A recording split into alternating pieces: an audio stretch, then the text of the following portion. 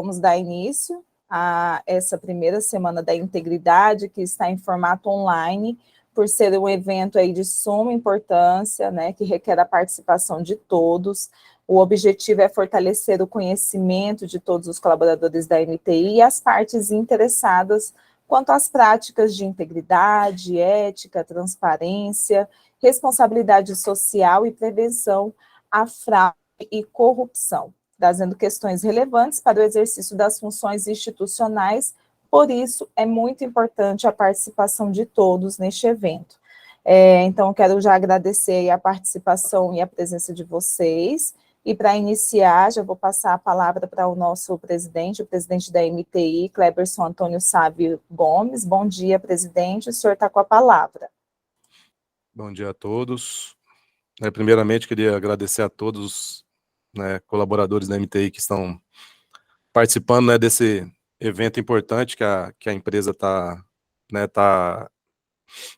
realizando. O que é essa Semana da Integridade? Uma reflexão aqui para a gente fazer é que, assim, a gente tem muitos instrumentos legais, que a gente nós aqui que somos uma empresa pública, estamos sob a égide de uma série de instrumentos legais, e muitas vezes a gente apenas cumprimos o requisito legal, mas sem uma reflexão e sem fazer uma análise de como isso interfere nas nossas vidas cotidianas.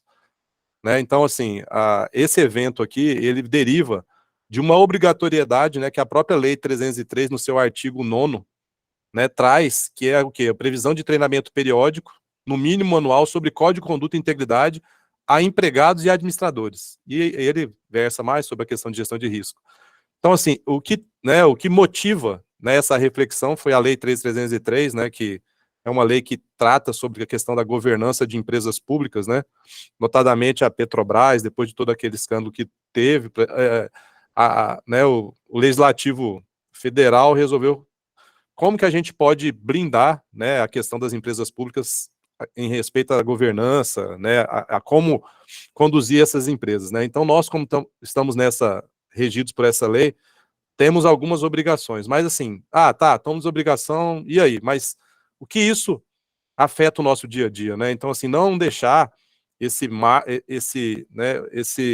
essa série de legislações, de obrigações legais, apenas como uma questão, vamos cumprir e vamos, sem refletir, sem saber como que isso pode trazer um ganho, porque isso é um ganho para a organização. Então, o que é essa Semana da Integridade, que nós aqui da MTI estamos realizando agora, exatamente para trazer essa reflexão, a conduta, a integridade do nosso, como que isso afeta o nosso dia a dia, como cada colaborador, na sua, dentro do seu escopo, dentro da sua responsabilidade, pode afetar isso, no dia a dia, porque, assim, as ações, quando você fala em ética, integridade, como isso afeta dentro da sua equipe, dentro da sua entrega, e dentro de um contexto maior que é os resultados da empresa. Então, eu acho que são reflexões que essa semana quer trazer, a gente não quer fazer só por fazer, eu acho que cada um, mais uma vez eu chamo a responsabilidade individual, que eu acho que cada indivíduo é responsável por fazer a mudança do coletivo, que a empresa se torne melhor. Então, essa reflexão sobre esse código de conduta, como estamos agindo, como que a gente está contribuindo para um ambiente melhor, mais ético, mais harmônico, para que gere mais resultados, tanto individual, quanto na sua equipe e quanto coletivamente na empresa. Então, esse recado que eu deixo para que a gente possa não fazer as coisas por fazer. Eu acho que a gente tem que ter uma reflexão, um aprofundamento de todas as oportunidades que temos. Eu acho que isso aqui é uma oportunidade da gente evoluir enquanto profissional, enquanto cidadão. Então, agradeço aí toda a equipe aí que está conduzindo esse processo, e eu vejo que é uma oportunidade de crescimento aqui dentro da empresa. Então, agradeço a todos a participação, o empenho, e vamos começar, então, aí com a primeira, com a capacitação sobre o código, que acho que é o primeiro ponto nosso aqui, que é o nosso Código de Conduta e Integridade. Obrigado a todos e um bom evento. Obrigada, presidente. Então, vamos iniciar aqui né, de acordo com a programação já compartilhada aí com todos vocês, iniciaremos o treinamento cuja participação e atenção é de suma importância, conforme o presidente falou.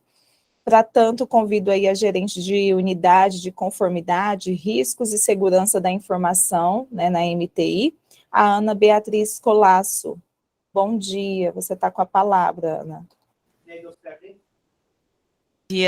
Bom dia a todos. Vamos começar, né, com o nosso treinamento do Código de Conduta e Integridade. Eu vou estar compartilhando a minha tela aqui com vocês. Deixa eu...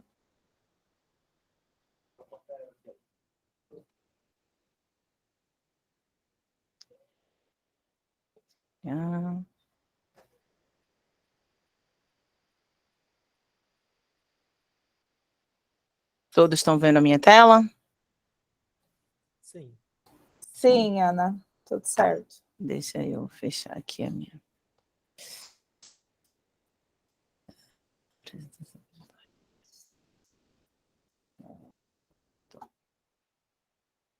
Tá. Então, eu gostaria, né, de iniciar esse treinamento, agradecendo a presença de todos no evento.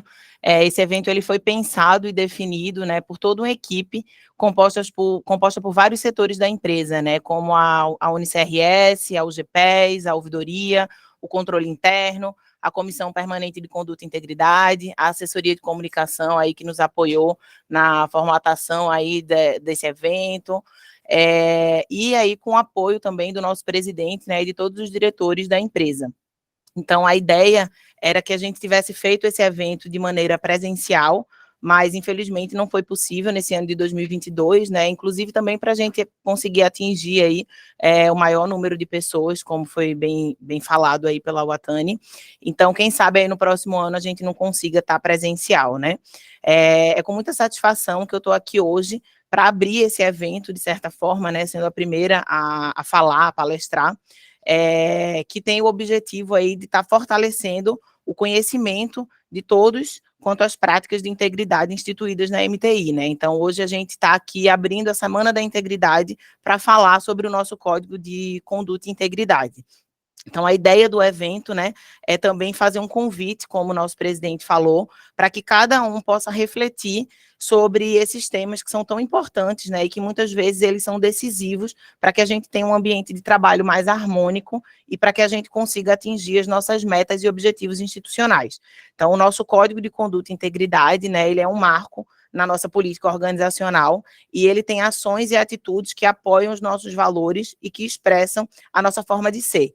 Então, ele apresenta o compromisso que a MTI tem com seus colaboradores, né, e com os parceiros externos e com todos que a gente se relaciona, explicitando aí o jeito MTI de fazer negócio, né, então criando valor para clientes e fornecedores. Então, por tudo isso, né, que a gente conta aí com a participação de todos vocês nesse alinhamento dos princípios contidos no código, né, e que se traduz em compromisso de tornar a nossa empresa cada vez mais transparente, ética e inspiradora de credibilidade e confiança em todas as nossas esferas de relacionamento, né, então, tanto para os nossos parceiros, quanto para os nossos clientes e para a sociedade de uma forma geral, que são os nossos principais clientes, né, o cidadão, ele é o nosso principal cliente. Então, vamos começar, né, vamos abrir aí o evento com o nosso treinamento e falar um pouco sobre o nosso Código de Conduta e Integridade, né. Um código de conduta, né, ele é um orientador de conduta inspirado por princípios éticos, tendo em vista que é dever das empresas promover uma cultura organizacional que estimule a conduta ética e o compromisso com o cumprimento da lei.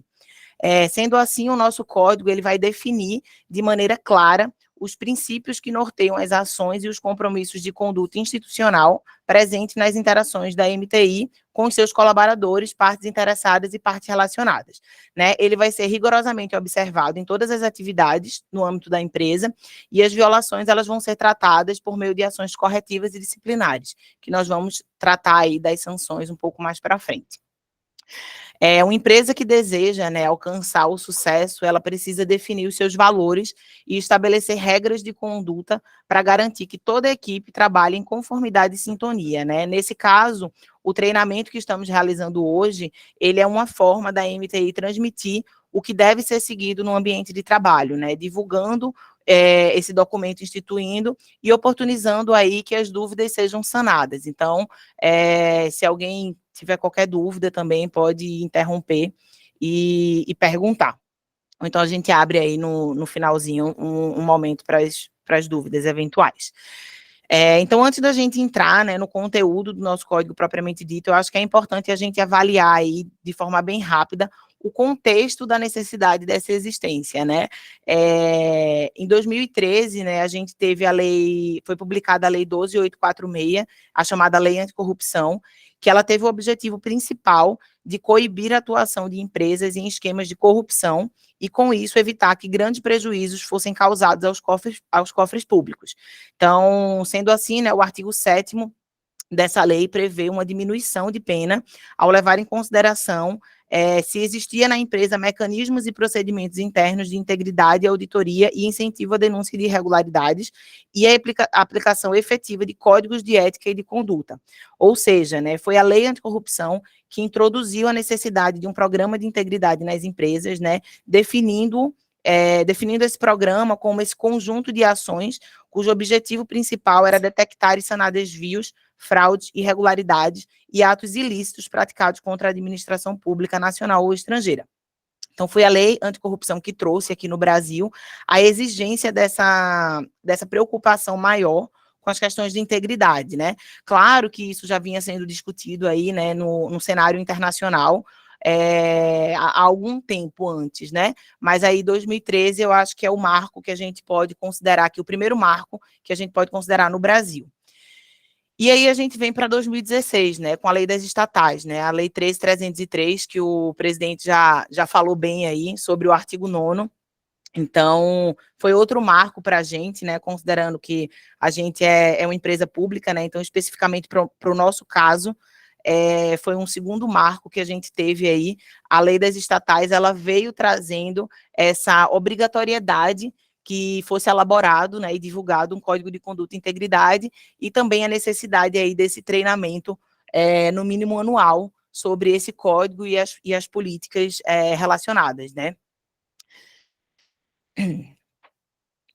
Então, são inúmeras as vantagens, né, da gente instituir um código na empresa, né? O código, ele aumenta a integração entre os empregados, estimula o comprometimento com o comportamento ético, uniformiza os critérios comportamentais na empresa, o que acaba dando respaldo aí para aqueles que precisam tomar decisão em razão dos parâmetros estabelecidos para a solução do conflito, né? Gerando também, por outro lado, né, segurança e transparência para aqueles que vão, de uma forma geral, receber aí essa orientação, né? Então, quem decide sabe o que precisa ser feito, porque está ali disposto, e quem tem aí essa decisão, quem sofre alguma consequência, também tem conhecimento aí dos seus direitos e do porquê isso está acontecendo, em razão de estar estabelecido no Código de Conduta e Integridade. E também a situação da dúvida, né? Então, não necessariamente você precisa infringir o código e ter aí uma punição. Se você tem dúvida se você pode ou não fazer determinada coisa, se você tem dúvida em como agir em determinada situação, muitas vezes o código está aqui para sanar essa dúvida e para evitar aí que haja alguma ação, alguma atuação em desconformidade com o que a MTI acredita ser correto. Então, por fim, né, o nosso código, ele é peça fundamental do nosso programa de integridade como um todo, que é composto por outros documentos, né, não só o nosso código, mas o código, eu digo que é o principal, né, o documento que inicia o nosso programa de integridade hoje, garantindo aí o respeito à legislação e aos preceitos éticos fundamentais, né, e ele pode servir aí de bússola para guiar o colaborador em situações onde haja dúvida em como agir. Então, vamos ao objetivo do nosso treinamento, né? Com esse treinamento, nós esperamos possibilitar a todos, né, o conhecimento do conteúdo e das orientações necessárias quanto ao nosso código de conduta, ajudando aí na prevenção de problemas que possam impactar no funcionamento da empresa e nas relações interpessoais de uma forma geral, e sanando aí as dúvidas que vocês possam eventualmente ter. Então, vamos entrar agora, né, vamos falar um pouco especificamente sobre o nosso código de conduta, né, a gente já fez aí essa introdução, a gente já viu que um código, né, ele tem a função, dentre outros, né, de estabelecer normas de conduta que vai orientar o comportamento de todos que estão vinculados à MTI. Ele tem a função de minimizar a possibilidade de conflito entre o interesse privado e o dever funcional e de esclarecer aí dúvidas quanto à conduta ética, o canal de denúncias, o padrão de conduta, integridade aceito e disseminado na MTI.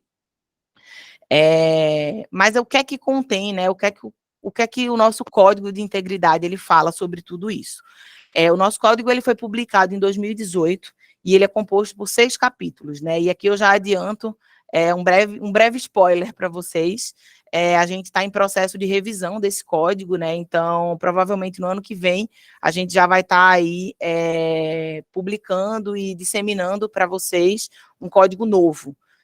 Mais moderno, com temas mais atuais, né, que na época que a gente escreveu esse nosso código, em 2018, não era tão falado, não era tão necessário estar previsto, e que hoje se tornou necessário, né, em razão do avanço do tempo mesmo, né, então, como por exemplo, a gente vou citar rapidamente aqui a parte de proteção de dados, né, de dados pessoais, que vai estar aí disposto no nosso novo código, e que é algo recente, a parte de rede social também, enfim.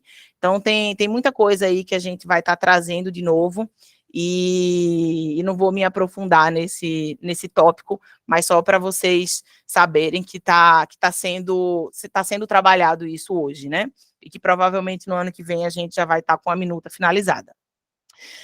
Mas hoje a gente vai falar um pouco aí sobre esses 6 capítulos que está no nosso código atual, sem esgotar tudo, né, porque senão ficaria muito grande, né, o nosso treinamento e o tempo é curto. Então a gente vai falar aqui o principal, que é importante a gente citar, e aí eu já deixo aqui para vocês, né, o caminho mais fácil da gente acessar o nosso Código de Conduta e Integridade, né? Ele está disponível também na intranet, né? É importante lembrar isso. Todo colaborador tem acesso, mas aqui eu digo que é o formato mais rápido para a gente ter acesso ao nosso código, né? Então, no site oficial da MTI, na parte de governança, instrumentos de governança, tem lá todos os documentos publicados, né, da empresa, e ali no item de outros instrumentos de gestão, a gente acessa ao nosso Código de Conduta e Integridade. Então, é só clicar aí no título, né, Código de Conduta e Integridade em azul, e você vai ser direcionado para o nosso código.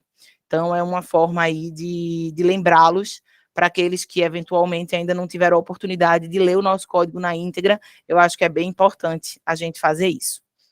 E aí vamos começar, né? O capítulo 1 do nosso código, ele já vem trazendo a missão, a visão e os valores da MTI. Então, eu quis trazer isso, né? Lembrar, eu sei que todo mundo já tem muito conhecimento, já sabe qual que é a missão, a visão e os valores da MTI, e eu quis trazer uma visão mais voltada para a integridade, né? Então, eu destaquei alguns pontos aqui que a gente poderia estar vinculando aí a essa parte da integridade, né? Então, a nossa missão é contribuir para a transformação da administração pública e melhoria da vida do cidadão. A nossa visão, com essa visão mais reduzida, né, voltada para a integridade, é a busca incessante de qualidade, contribuindo de forma efetiva para a implantação do governo digital. E os nossos valores são excelência na gestão, comprometimento com o Estado e a sociedade e imagem institucional ilibada. Então, tudo isso que eu ressaltei na missão, na visão e nos valores, eles são trabalhados e fortalecidos a partir exatamente da disseminação da integridade no ambiente institucional. Então, por que é tão importante, né? Eu quis trazer aqui essa missão, visão e valores para vocês hoje, porque para que todo mundo entenda, né, que a gente não consegue pensar em atingir nossos objetivos estratégicos de forma integral, sem pensarmos hoje em como melhorar e como trabalhar a integridade no âmbito da empresa. Então, uma coisa ela está diretamente ligada à outra, né? E por esse motivo que a integridade ela tem sido cada vez mais um diferencial competitivo no mercado como um todo, né? Então, hoje a gente não tem como não falar mais em integridade, né? Já é algo que está aí permeando todas as empresas, né? E adentrando aí no nosso capítulo 2 do nosso código, a gente tem algumas definições com relação à interação da MTI, dos colaboradores da MTI. Então, a ação de todos que exerçam atividades em nome da MTI, ela deve ser pautada, né, pelos princípios da administração pública, que são aqueles estabelecidos no artigo 37 da Constituição, e pelos princípios da equidade e justiça social, compromisso com a transparência e com a qualidade dos serviços prestados, observância das leis, regulamentos e normas internas, respeito entre os empregados e colaboradores da MTI. Então, quando a gente fala aí nos princípios do artigo 37, a gente está se referindo ao famoso LIMP, né? Que é a legalidade, impessoalidade, moralidade, publicidade e eficiência. Então, quando a gente pensa aí na legalidade, por sermos uma empresa pública, nossas atividades elas devem ser vinculadas à lei. Logo, se não tem previsão, a gente não pode fazer. O princípio da impessoalidade, né, ele foca muito na questão da finalidade do interesse público, né? Então, a gente tem que focar as nossas ações pensando principalmente no interesse público e também sem priorizar ou prejudicar alguém especificamente, né? A gente tem que agir com isonomia, né? Sem pensar aí em favorecer ninguém específico ou prejudicar também, né? A moralidade seria atuar com ética e honestidade. A publicidade é a regra que a gente tem na administração pública, então os nossos atos, eles devem ser todos públicos, com exceção aí de alguns casos específicos que exijam o sigilo, mas a regra é a publicidade. E eficiência seria atuar com presteza e racionalidade na utilização dos recursos, né? Então, quando a gente fala aí ainda com relação aos papéis e responsabilidades, a gente pensa aí no relacionamento com os clientes. É importante que o colaborador, ele baseie as suas ações no profissionalismo, na confiança e na transparência, que ele priorize soluções que agreguem valor aos negócios do cliente, né, investindo em tecnologias adequadas e no aprimoramento das estratégias empresariais. Respeite o cumprimento dos acordos e contratos firmados, bem como os direitos dos clientes. Priorize as oportunidades de negócio e parceria, visando sempre resultados, né, em benefício da sociedade, e pensem em soluções inovadoras e integradas que reforcem a legitimidade dos programas do governo estadual. Ao se relacionar com órgãos governamentais, é importante a gente destacar a necessidade de balizar as ações, visando o zelo e a transparência na utilização do patrimônio público, o reconhecimento e o apoio à atuação dos órgãos de controle, né? Então, sempre prestar as informações aí necessárias e em tempo adequado, e a participação aí e apoio às ações do governo estadual.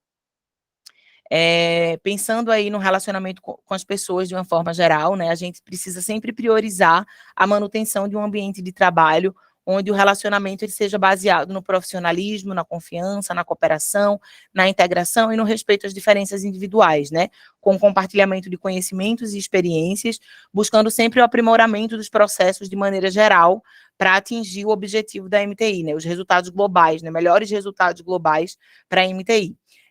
Valorização da pessoa, né? Contribuindo para o desenvolvimento pessoal, técnico e profissional, zelo pela utilização adequada e econômica dos recursos da MTI, preservação e respeito à imagem, ao patrimônio e os interesses da empresa, reconhecimento e valorização do capital intelectual da empresa, né, e o estímulo ao surgimento de novas lideranças, e a valorização e o estímulo de uma conduta ética individual e coletiva. E talvez aqui esse seja um dos itens mais importantes, né, considerando que a gente pode ter ele por base para todos os outros, né. Então, se a gente estimula e valoriza essa conduta ética individual e coletiva, a gente, consequentemente, aí consegue fazer toda essa manutenção desse ambiente de uma forma muito mais fácil. Ao se relacionar com os fornecedores e as empresas de terceirização, o colaborador ele deve se atentar, né, em manter um relacionamento pautado no respeito mútuo e na confidencialidade, né? Ele deve se relacionar com parceiros que possuam práticas harmônicas ao padrão ético e moral adotados pelo MTI. E aqui nesse item 2, a gente também cabe ressaltar, né, um trabalho que vem sendo feito aqui na MTI desde um pouco antes de 2020, com relação a essa importância que a gente dá em se relacionar com parceiros que tenham práticas harmônicas aos padrões éticos da empresa, né? Tendo em vista que hoje a gente realiza aí a chamada due diligence, né? Que nada mais é do que uma investigação dessas empresas que querem se relacionar com a MTI. Então, não sei se todos sabem, mas sempre que a gente vai fechar um contrato, que a gente vai fechar uma parceria com a empresa, antes disso, a gente avalia se essa empresa ela tem aí ela está envolvida em algum escândalo de corrupção, por exemplo, né? Então a gente realiza pesquisas em sites oficiais, a gente realiza pesquisas na mídia de uma forma geral, para verificar aí se essa empresa ela está envolvida em escândalos, porque isso pode sim afetar a imagem da MTI, né? A gente tem a preocupação de não se relacionar com parceiros que eventualmente estejam envolvidos em algum escândalo de corrupção, por exemplo, né? E continuando, né? Então é importante também, né, no relacionamento com os fornecedores, a gente pensar aí num estabelecimento de parcerias que preservem a imagem e os interesses da MTI e rejeite aí disposições contratuais que afrontem ou minimizem a dignidade, a qualidade de vida e o bem social dos empregados terceirizados. Então, os empregados terceirizados, eles não são vinculados diretamente à MTI, mas é uma preocupação que a gente tem se está sendo tudo aí realizado de forma em cumprimento às leis, né? No que diz respeito a esses contratos. Agora nós vamos adentrar aí um pouco em algumas disposições quanto às condutas aceitáveis estabelecidas em nosso Código de Conduta e Integridade. Lembrando que aqui a gente não vai esgotar todos os itens, né? A gente vai trazer aquilo que merece mais destaque, mas é importante aí, mais uma vez, eu vou enfatizar a importância de que todos façam uma leitura aí depois do nosso Código de Conduta e Integridade. Então, a gente tem aqui como condutas aceitáveis no âmbito da empresa, preservar e cultivar uma imagem positiva da MTI, desenvolver condições propícias ao estabelecimento de um clima produtivo e agradável no ambiente de trabalho, né? É importante que os colaboradores, eles tratem as pessoas e suas ideias com dignidade e respeito, né?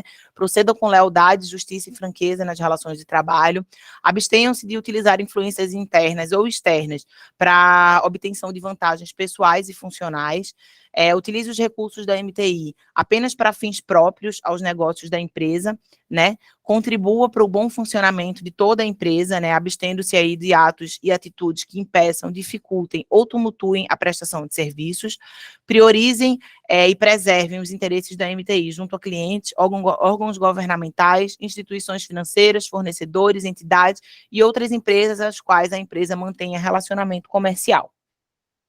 Ainda nas condutas aceitáveis, né, o colaborador ele deve sempre que possível, ele estar acompanhado de outro empregado ao manter qualquer relacionamento com fornecedor ou parceiro que resulte ou que possa resultar em contratação que atenda a interesse ou necessidade da MTI. Isso aqui inclusive um item, né, que é bem visto lá naquela questão da lei anticorrupção que a gente falou lá no começo desse treinamento. Então, é sempre importante, né, que o empregado ele evite estar sozinho no momento dessas reuniões e dessas decisões. Ele também deve prestar estrita anuência com as diretrizes e a condição estratégica empresarial ao assumir uma função de confiança, comunicar imediatamente a seus superiores todo e qualquer ato ou fato contrário ao interesse público, exigindo as providências cabíveis, e para isso também a gente tem canais de denúncias dentro da MTI, né, que a gente vai falar daqui a pouco, para que seja aí comunicado esses atos e fatos contrários ao interesse público ou contrários também ao nosso Código de Conduta e Integridade. O colaborador ele deve ser assíduo e frequente ao serviço, né, na certeza de que a sua ausência vai provocar danos ao trabalho ordenado, refletindo negativamente em todo o sistema.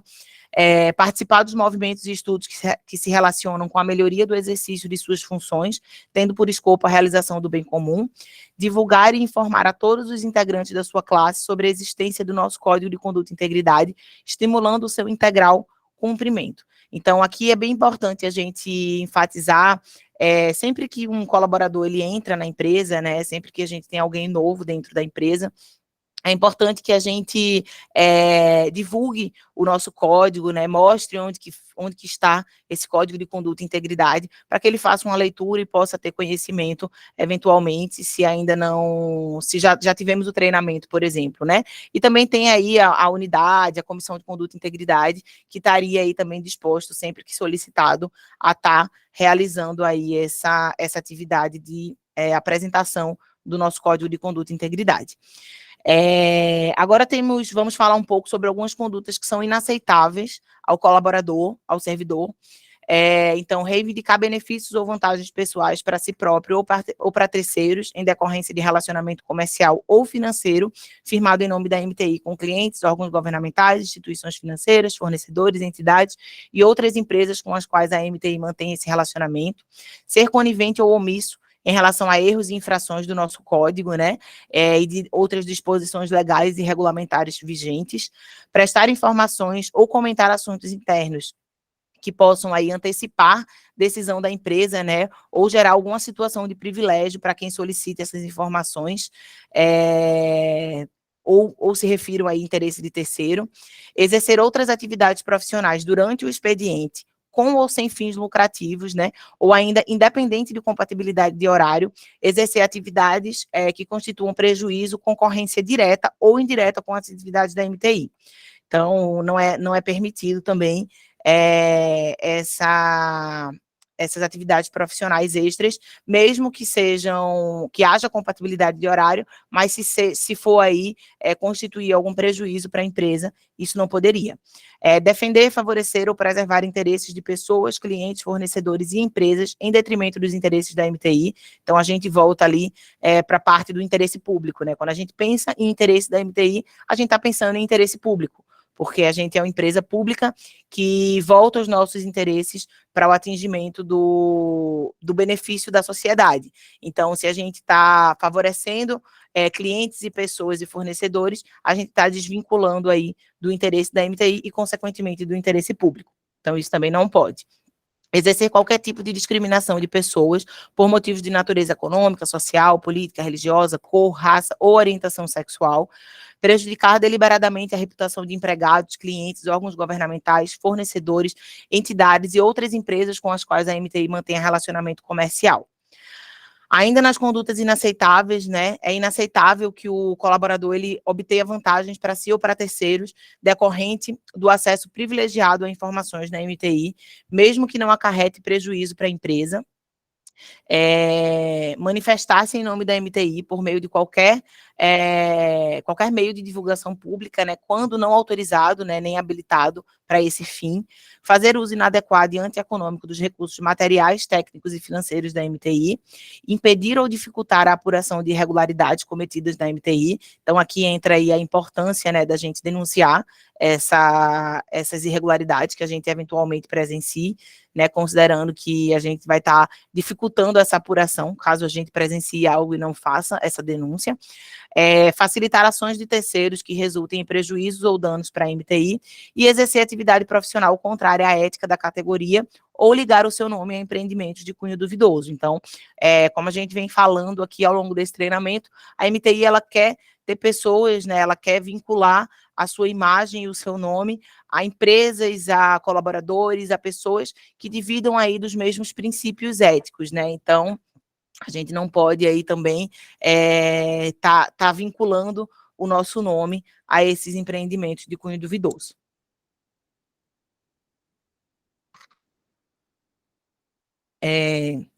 Vamos entrar agora aqui falar um pouco sobre o processo ético, né, que está disposto aí no nosso capítulo 4, seção 3 do nosso código.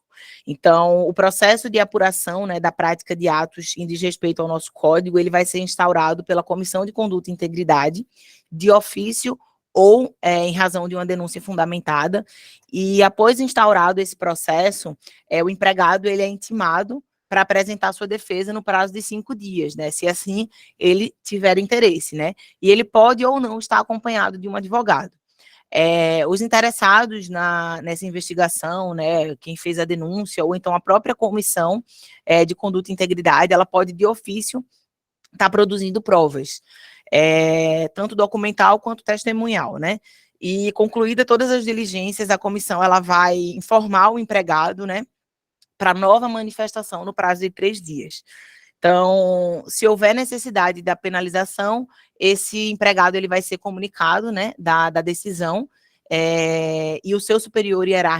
hierárquico também vai ser comunicado, cabendo ainda aqui um recurso, né, por parte do empregado dentro de 5 dias. Então, se eventualmente o empregado não concorda com a decisão dada aí pela Comissão de Conduta e Integridade, ele pode estar entrando com recurso que vai ser endereçado à diretoria executiva para julgamento.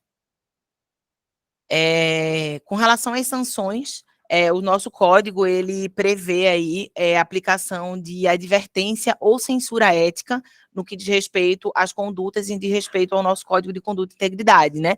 Podendo ainda, a depender da gravidade da falta, ser passível de medida disciplinar. Daí a gente já entraria em um outro processo aí, de que seria um PAD, né? Então, a depender do que ocorreu, em desrespeito ao nosso Código de Conduta e Integridade, a gente estaria encaminhando aí esse processo para que uma medida mais gravosa pudesse ser aplicada, né? E aí, para isso, teria que ter todo um processo administrativo disciplinar para poder aplicar essa medida disciplinar.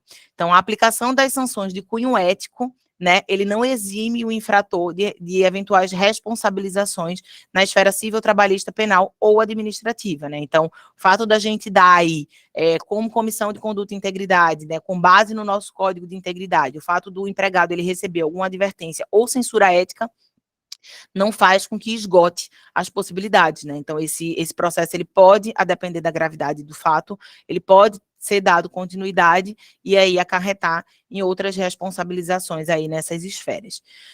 E se a violação ela for cometida por parceiros, eles podem aí ter os seus contratos ou acordos rescindidos, né? Então, a sanção, ela também vai ser dada para eventuais fornecedores da empresa, né? E não apenas, o código ele não se aplica apenas aos colaboradores, né? Mas também a todos aqueles que a gente tem relação. Então, a sanção aplicada, ela vai ser analisada por um comitê de conduta e integridade, e aí esse parceiro vai sofrer as consequências também quando não cumprirem o nosso Código de Conduta e Integridade. Com relação aos nossos canais de denúncia, as denúncias elas podem ser realizadas junto à ouvidoria vinculada à MTI ou ainda, né, junto à chefia imediata. Então, a gente tem também aqui o nosso Fale Cidadão, que é o site da CGE, mas os 2 principais canais que a gente tem hoje na empresa, nossos especificamente, seria a ouvidoria e a realização aí da denúncia junto à chefia imediata, né? E a MTI ela vai adotar mecanismos de proteção e anonimato que impeçam qualquer espécie de retaliação à pessoa que utilizar o canal de denúncia, né? Então, se não for da sua vontade, você não precisa se identificar, né? Você pode permanecer anônimo com relação a essa denúncia, e mesmo assim vai haver aí todo um sigilo voltado para o denunciante, para que não haja qualquer prejuízo. Bom, a gente vai chegando ao fim do nosso treinamento, né? Como eu disse, a gente não esgotou aqui todo o conteúdo do nosso código, né? Senão a gente não ia ter tempo de realizar aqui esse treinamento de forma mais objetiva. Então, eu gostaria de agradecer, né, todos que conseguiram participar hoje do evento, né? Eu falo que a gente falar sobre integridade, né, sobre compliance, vai muito além do seguir regulamentos e normas postas, né? Então, sempre tinha-se antes, né, quando surgiu a palavra compliance, todo mundo pensava, compliance, cumprir regras, né, cumprir leis, estar em conformidade. E aí, a gente agregou aí a palavra integridade a esse compliance, né? Então, o compliance, ele vai além do seguir normas e regulamentos, né? Ele abrange aí essa necessidade de pensarmos em princípios e valores éticos para nortear a empresa, né? Então, não basta que esteja previsto na lei, é importante que a gente pense se aquilo ali é correto, se aquilo ali é ético, como que vai ficar a nossa imagem perante aquela ação, né? Então, por isso que é tão importante, né, que a participação de todos nesse evento hoje, né, e nas demais ações que são realizadas aí, realizadas pela UniCRC e pela Comissão de Conduta e Integridade, né? Quando a gente pensa no nosso código de conduta, a gente acaba vinculando muito aí a essas 2 unidades, né, a UniCRS e a Comissão de Conduta e Integridade, né, porque disseminando esses valores do nosso negócio, que a gente vai conseguir criar aí um ambiente mais harmônico, favorecendo com isso as entregas e a boa convivência no ambiente de trabalho. É muito importante que a gente tenha em mente, né, que as nossas ações, elas geram consequências, né, sejam elas positivas ou negativas. E quanto mais a gente trabalhar a integridade dentro da MTI, mais a gente vai conseguir uniformizar essas ações e gerar consequências cada vez mais positivas, né, o que vai refletir aí na imagem da MTI perante a sociedade e vai refletir também no nosso ambiente de trabalho, né, então a gente vai conseguir deixar um ambiente aí mais agradável e eu costumo dizer que a gente passa mais tempo aqui, né, no trabalho com os nossos colegas de trabalho do que na nossa casa com a nossa família. Então, a gente precisa, sim, pensar na saúde do nosso ambiente de trabalho, né? Então, trabalhando aí essas questões de integridade, a gente com certeza vai estar melhorando aí esse ambiente. E por fim, eu quis trazer aí os contatos, né, que aí vocês poderiam, eventuais dúvidas, denúncias, enfim, aí eu trouxe o contato aqui do e-mail da unidade e o telefone da nossa unidade, que é o 3025, o e-mail da Comissão de Conduta e Integridade e o da ouvidoria, e eu trago aqui para finalizar uma frase para que a gente reflita um pouco, né? Então, viva de modo que quando os seus filhos pensarem em justiça e integridade, eles pensem em você. Então, eu acho que a gente tem que agir não porque a gente está sendo vigiado, não porque a gente tem uma lei que proíbe a gente de fazer certas coisas. A gente tem que agir porque o correto é dessa forma, e aí a gente precisa agir independente de estar sendo visto ou não, né? Então, seria mais ou menos essa a ideia. Obrigada a todos, e fico à Muito bom. disposição aí para eventuais dúvidas. Muito bom, Ana, legal. Tem aqui um questionamento só da Francis, vai ter apostila sobre o tema? Vai disponibilizar esse material, Ana? A gente pode estar disponibilizando, sim, na intranet a apresentação, né, do treinamento, e aí também reforço o nosso código de conduta e integridade, né? Maravilha. Que já está lá disponível. Muito bom, obrigada, tá, Ana? Obrigada. Vamos dar continuidade, então, né? Vamos agora abordar o tema cultura do segredo versus cultura da transparência, com a secretária adjunta de Ouvidoria Geral e Transparência, Elba Vicentina, e a analista da Ouvidoria Geral e Transparência, Aline Landini. Bom dia. Olá, bom dia a todos e a todas. Bom dia. Então, gente, o meu nome é Elba, eu sou contadora, né, auditora do Estado, tenho mestrado em Educação, mas eu sou apaixonada pela ouvidoria e transparência, né? Então, eu estou fazendo algo que eu gosto e que eu acredito. Acho que isso também me faz, vamos dizer assim, mais feliz, né? E eu gostaria, nesse momento, assim, de agradecer o convite para que a gente possa expor, né, isso que a gente acredita, isso que a gente entende como necessário nas organizações, que é a questão da transparência, né?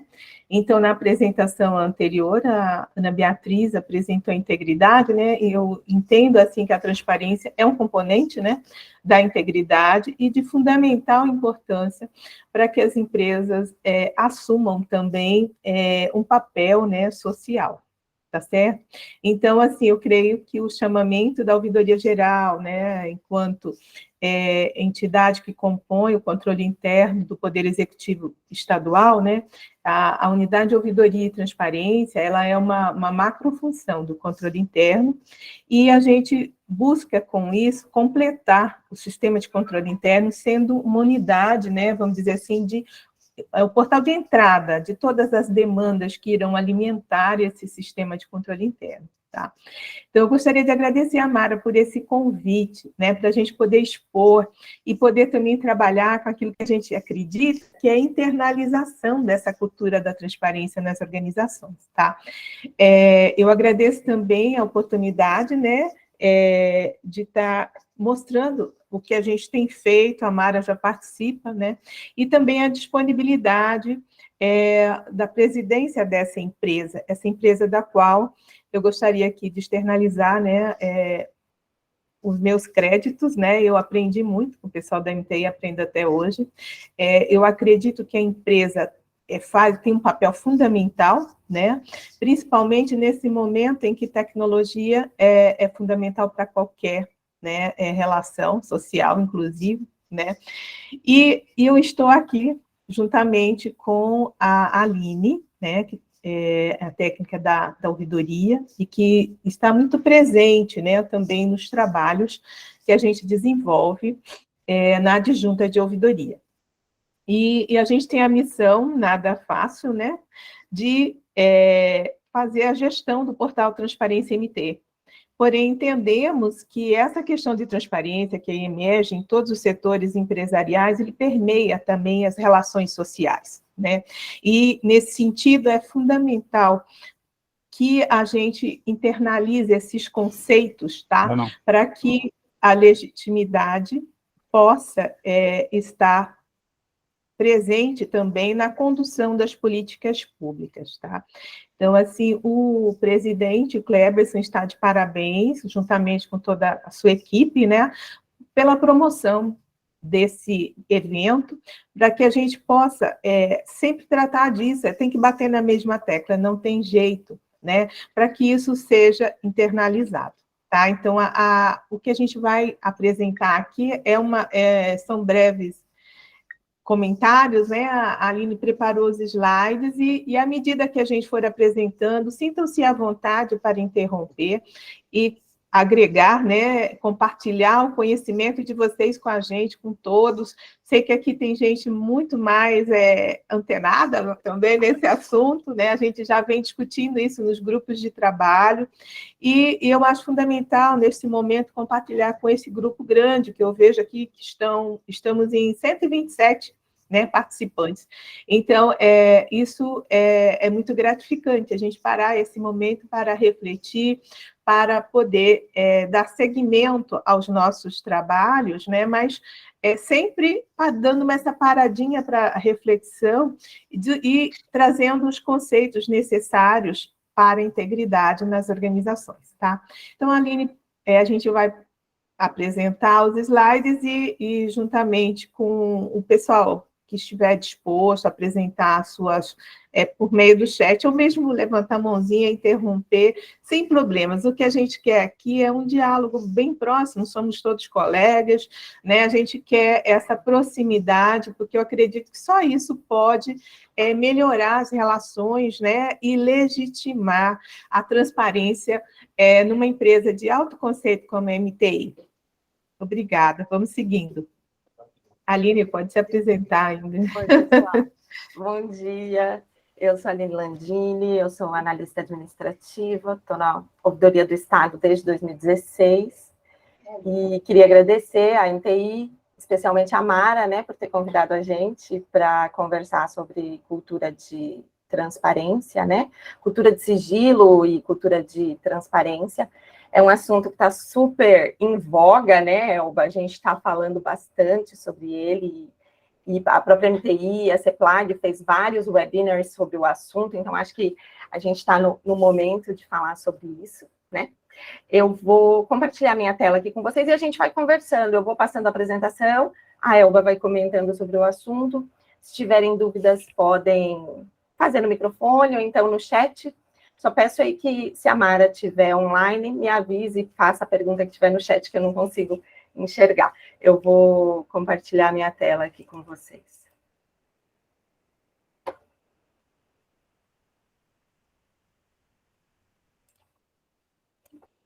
Só confirmem para mim se está aparecendo a apresentação. Tá sim, Aline. Okay. Aparecendo. Então, vamos lá. Então, como a gente comentou, nós vamos conversar um pouquinho sobre cultura de segredo e cultura de transparência, né? Elba, que é a nossa adjunta, a secretária adjunta de Ouvidoria Geral e Transparência, e eu que sou lá da equipe da Ouvidoria Geral do Estado. Então, começando só contextualizando o assunto do acesso à informação, né? O acesso à informação pública, ele é um direito universal, né? Toda informação que o Estado manipula, que o Estado produz, que ele guarda, é um bem público. Porque nós trabalhamos manipulando informações para a sociedade, né? Em nome da sociedade. Né? Então, o acesso às informações que são produzidas ou guardadas pelo Estado, ele é considerado um direito fundamental. E ele é uma das bases da democracia, porque ele permite que as pessoas conheçam o porquê que o Estado, que a administração pública tomou uma decisão e o que essa decisão gera de benefício para a sociedade. Tá? Então, esse acesso à informação, ele é considerado um direito fundamental. O cidadão bem informado, ele tem mais facilidade para acessar os serviços públicos, né? Então, ele sabe, ele conhece melhor seus direitos, ele sabe melhor o que o Estado oferece para ele, né? Se ele precisa de um benefício social, ou se ele precisa de um atendimento médico, de escola, ele tem mais facilidade quando ele conhece esses serviços. Esse cidadão bem informado, ele também consegue acompanhar a prestação desses serviços e o gasto, né? O uso do dinheiro público. Ele consegue saber o que deveria estar aqui e o que está de verdade, né, em comparação ao que está de verdade, né? Aline, Oi. Não está rolando. Não passou o slide? Então, não. Aí, agora foi. E nem está em modo apresentação. Consegue colocar em modo apresentação? Então, aqui, apareceu em modo apresentação? Não. Deixa eu... Vou descompartilhar e compartilhar novamente. Vamos tentar de novo.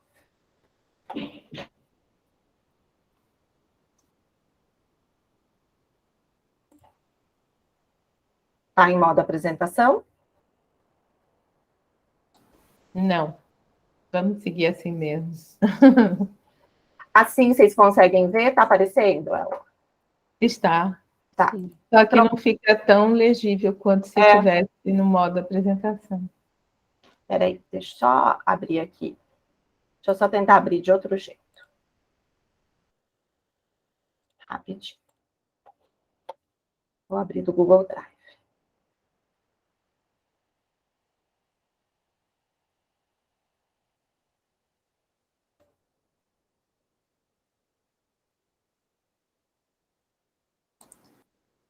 Se você clica no Alt F5, Aline, eu acho que vai no modo apresentação. Tá, deixa eu tentar, peraí que estou abrindo aqui. Porque para mim ele aparece como modo apresentação. Deixa só eu...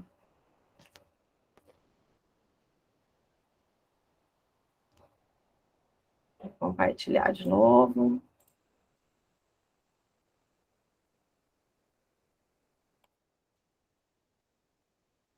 Aparece agora? Sim, aham. Sim, está aparecendo. Passou? Passou. Passou também. Então, agora vai dar certo. Então, o que eu comentei do direito universal, né, o acesso à informação é considerado um direito fundamental e é uma das bases da democracia. E aqui a gente estava falando de que o cidadão bem informado tem mais acesso aos serviços públicos, consegue acompanhar a prestação desses serviços públicos e a accountability, que é a prestação de contas dos atos públicos, ela está sendo cada vez mais cobrada dos governos, inclusive pelos bancos que financiam investimentos. Então, todos os grandes bancos, os bancos internacionais, cobram dos estados, da administração pública, a prestação de contas. Eles cobram transparência, eles avaliam os portais de transparência. Então, essa prestação de contas e essa transparência tem que ocorrer cada vez mais, tá? Inclusive, é bom aqui lembrar, né, Aline, que a gente acabou de ser avaliado, só no ano de 2021, nós passamos por 2 avaliações do portal, né? Nós somos avaliados pela Transparência Internacional e a última avaliação agora foi do TCU, via TCE, né, que tem um grupo de trabalho que está avaliando o portal.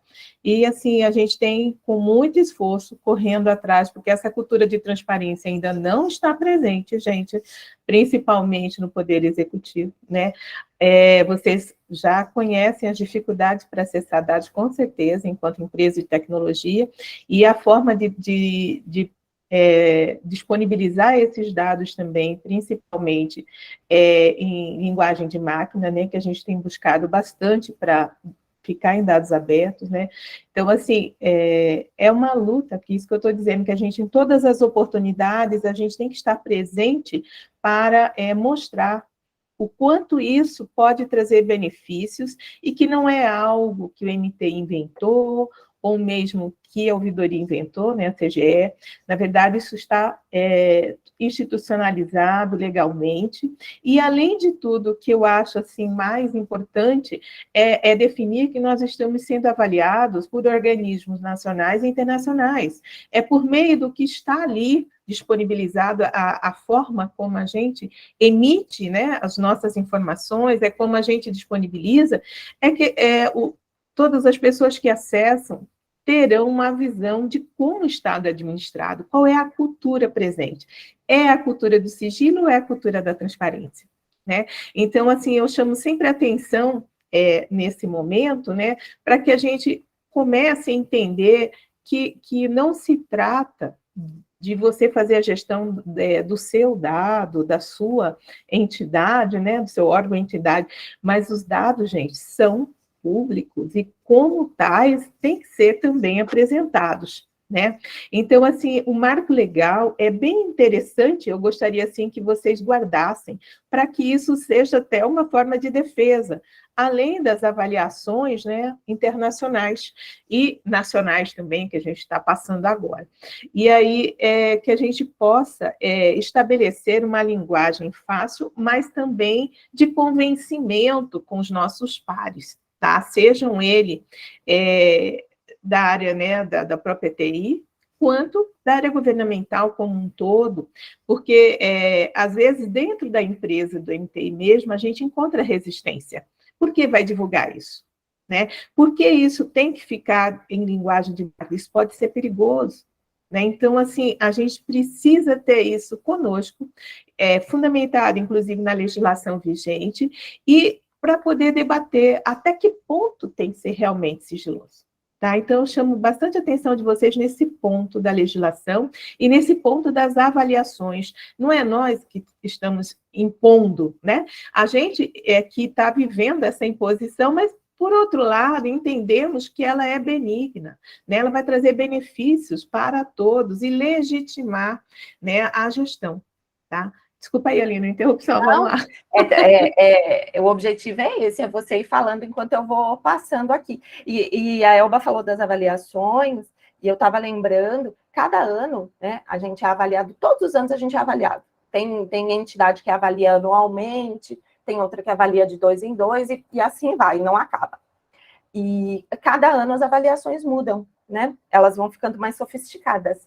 E esse ano, se não me engano, foi a do TCE, pedia especificamente que as informações estivessem a 2 cliques do cidadão. Então, ele tinha que entrar no portal Transparência e, em 2 cliques, localizar aquela informação. E a gente teve muita dificuldade nisso, porque o nosso portal, às vezes a pessoa tem que entrar, seleciona, escolhe, filtra, e aí ela encontra. E o objetivo deles, na avaliação, era verificar o que estava realmente de fácil acesso ao cidadão. Então, a gente tem bastante ainda a melhorar no nosso portal, nos nossos sites institucionais como um todo, e na forma que a gente entrega a informação para o cidadão. Tá?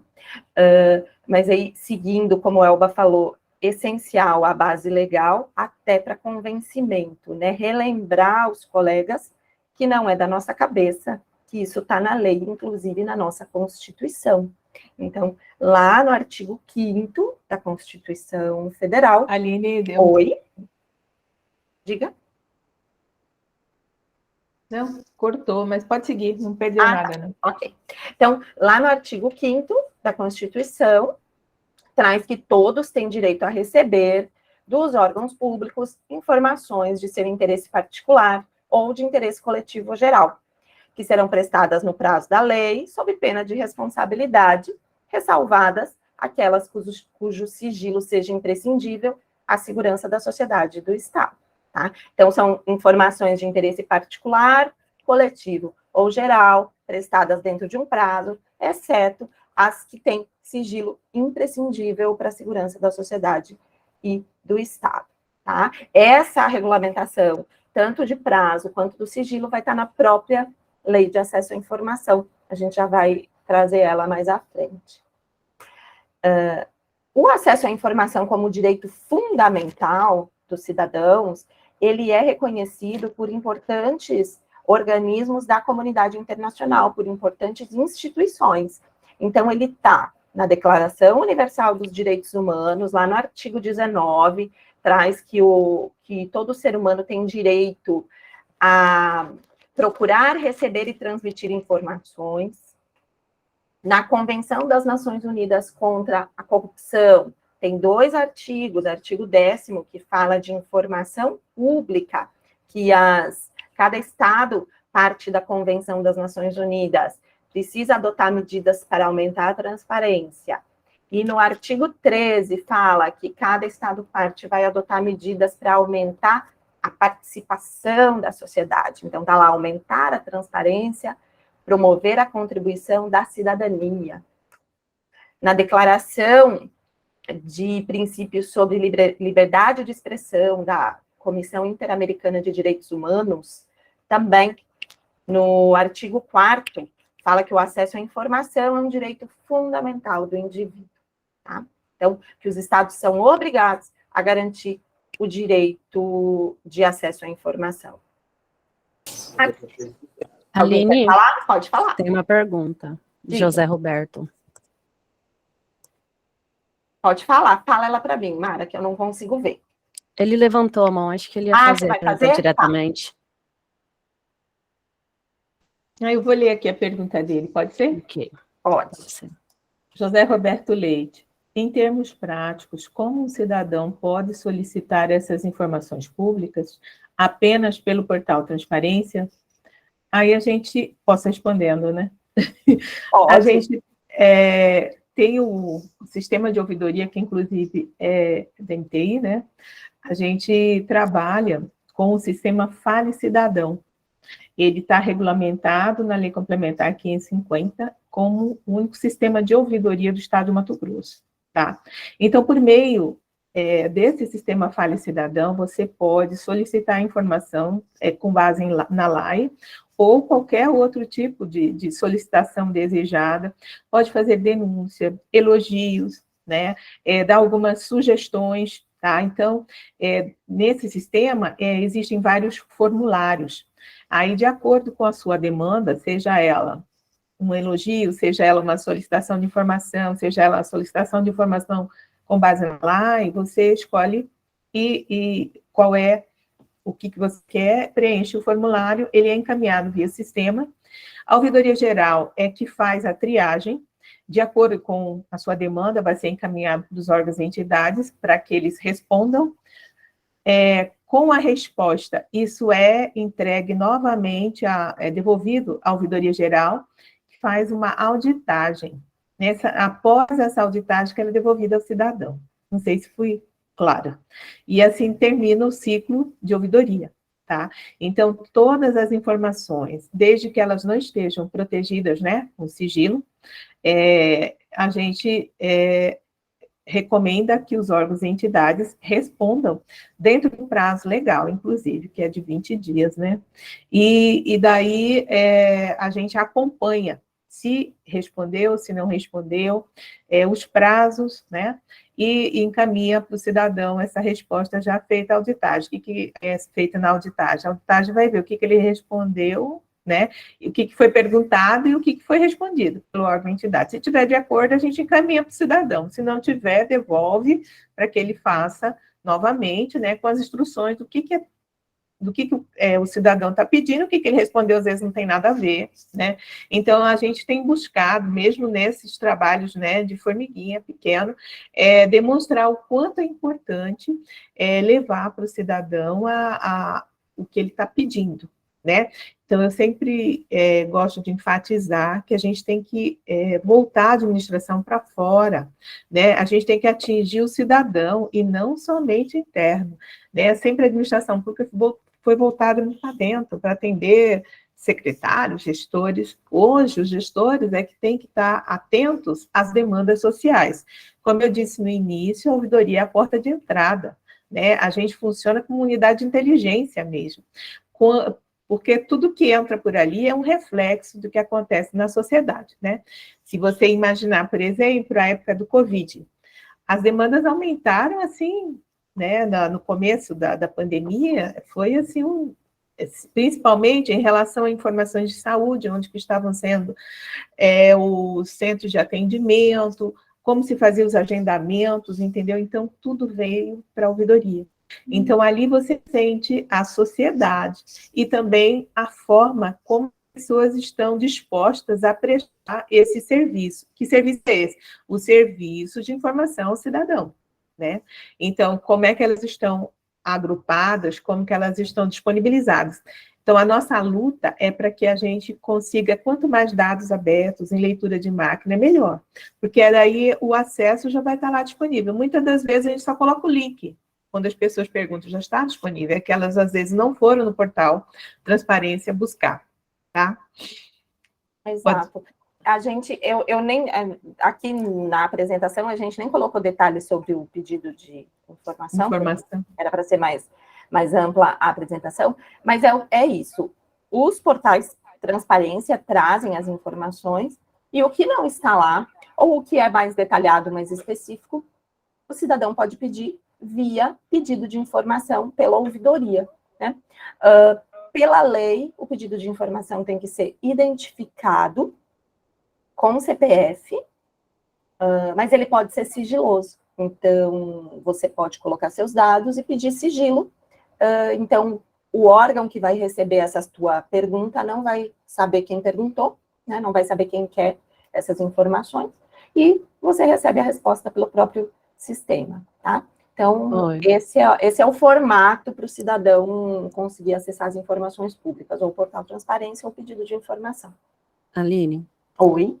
Eu gostaria de fazer uma observação, né? E é importante também que todos saibam que esses pedidos, eles não precisam ser justificados, né? Então, você não precisa dar razão para isso. Então, é o seu direito solicitar essa informação, então, só se identificar e fazer o seu pedido, né? Exatamente. A lei veda, né? A lei tem um artigo específico falando que nós não podemos questionar o cidadão o porquê, né?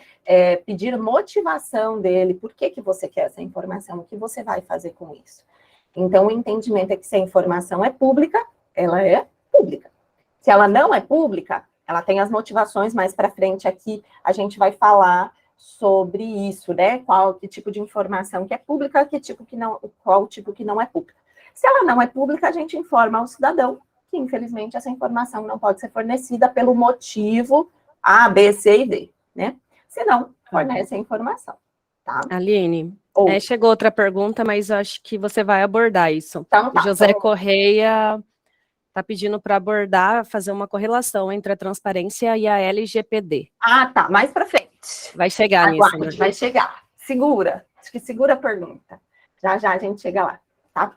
Então, a gente estava falando da Constituição, né, acesso à informação como um direito fundamental, e aqui no Brasil, o acesso à informação, o direito à informação foi regulamentado em 2011 pela Lei de Acesso à Informação, Lei 12.527, e a lei basicamente estabelece que transparência é a regra e o sigilo é a exceção.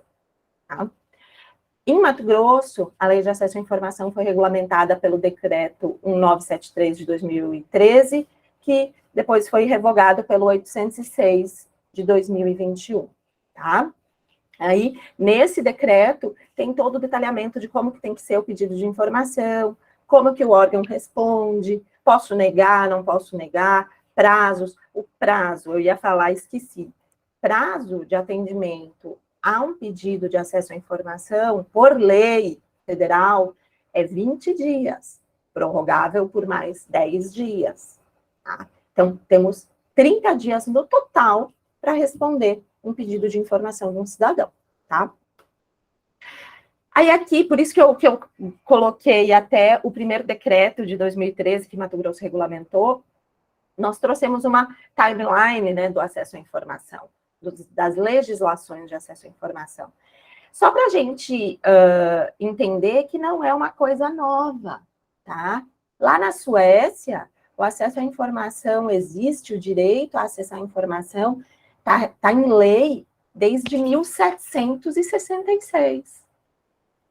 Na Colômbia, em 1888, já tinha uma lei falando sobre o direito do cidadão de acessar informações, tá? Aí, nos Estados Unidos, nos anos 60, agora 1966, no México, em 2002, a legislação do México, ela é muito elogiada, ela é uma legislação bem comentada, eles criaram um órgão só para cuidar de transparência e de pedido, um órgão, ele cuida só disso e tal, é uma legislação bem de vanguarda. E na sequência, então, nós temos a nossa Lei de Acesso à Informação, de 2011, que aqui em Mato Grosso foi regulamentada em 2013, e em 2021 teve a nova versão da regulamentação, tá?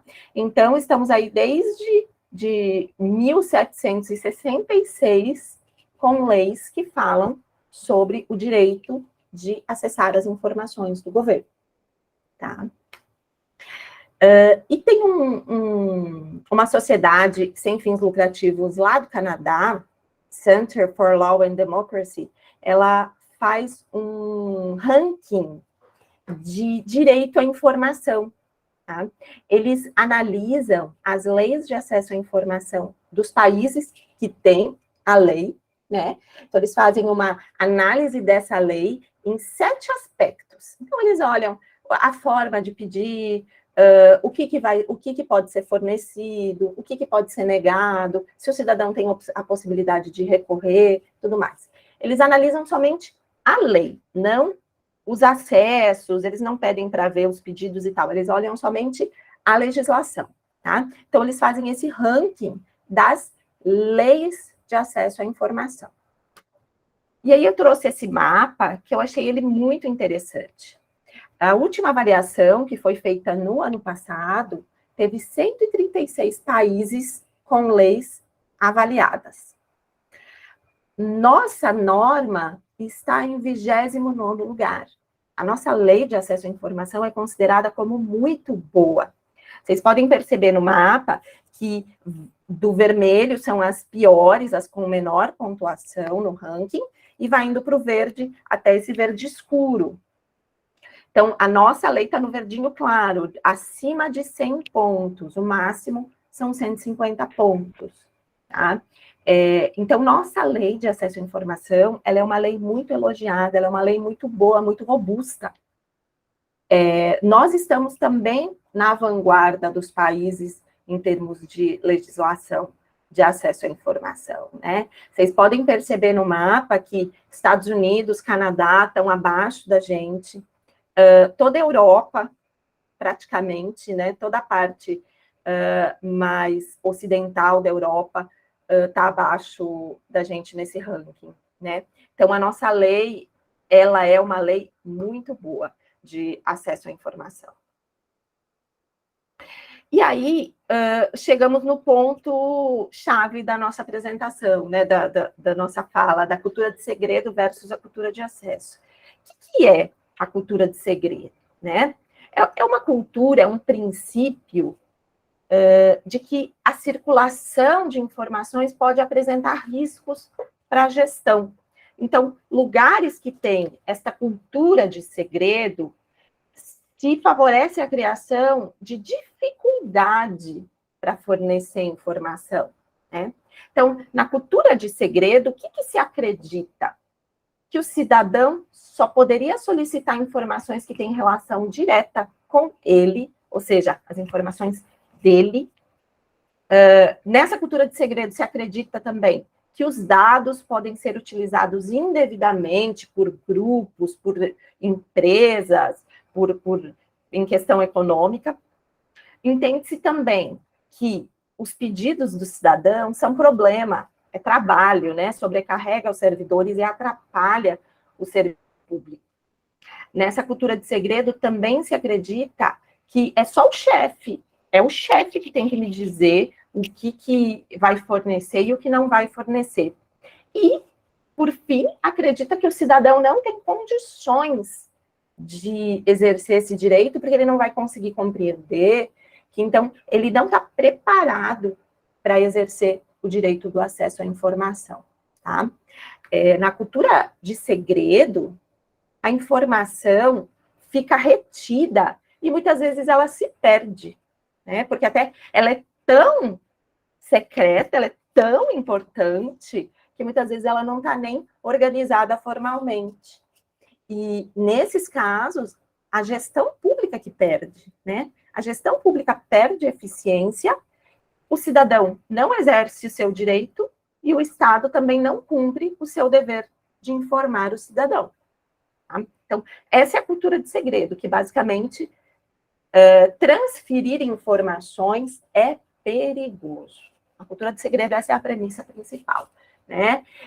Como a gente sabe, informação, né? A informação vale ouro, então deixa quieto aqui, não vamos entregar para o cidadão, não vamos divulgar, isso aqui é nosso tesouro, é meu tesouro, não posso divulgar.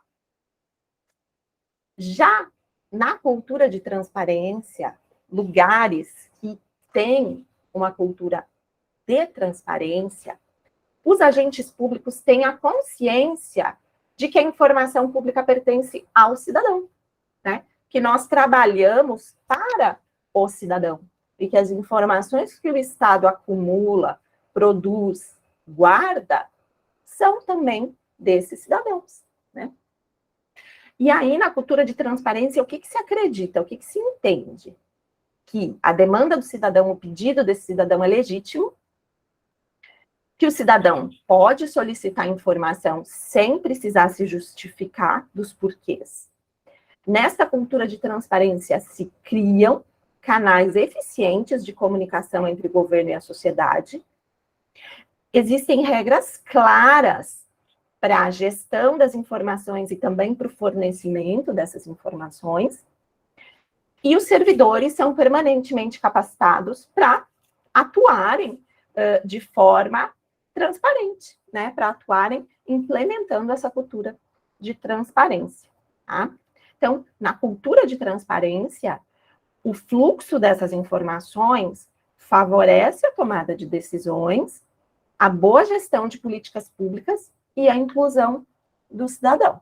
Tá? Então, a nossa lei de acesso à informação vem para implementar uma cultura de transparência, né? Você vê que as premissas da cultura de transparência são basicamente as premissas da nossa lei.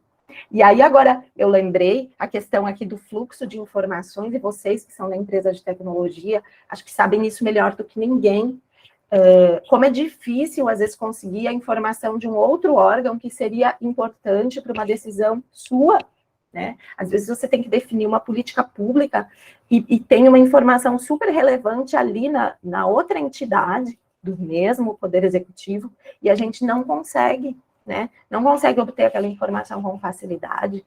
Isso dificulta a tomada de decisões, né? Que eu sei que tem um projeto aí na CEPLAG de ter um repositório central, de todo mundo ter as informações no mesmo lugar, exatamente para facilitar a tomada de decisão, para facilitar o desenvolvimento das políticas públicas, desenvolvimento do nosso trabalho como servidores públicos, né?